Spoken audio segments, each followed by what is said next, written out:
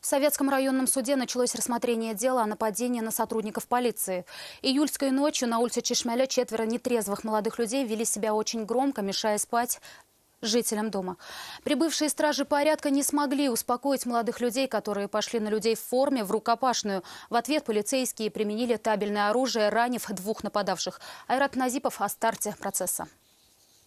Вы можете поверить, что ваш родственник мог бы такое что-то совершить? Нет. Родственники подсудимых в то, что их родные могли напасть на полицейских, не верят и едва сдерживают слезы. По версии следствия, ночью 25 июля 4 молодых людей выпивали во дворе на улице Чишмеле, сильно шумели и мешали спать жителям дома. На просьбу вести себя потише не реагировали. Тогда пришлось вызывать стражи порядка. Однако и они успокоить компанию не смогли. Сначала нетрезвые молодые люди начали оскорблять сотрудников правопорядка, а затем в ход пошли и кулаки. Полицейским пришлось открыть огонь. 2 из нападавших были ранены в ноги. Их госпитализировали в РКБ, оказали помощь и отпустили. В августе 2017 года 2 фигурантов дела написали заявление в правоохранительные органы, обвинив сотрудников полиции в незаконном применении в отношении физической силы специальных средств наручников.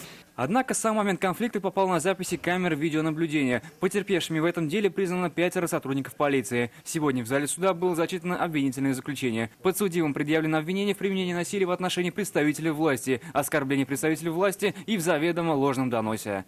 Айрат Назипов, Нафиса Минязов, Константин Бушуев. Вызов 112.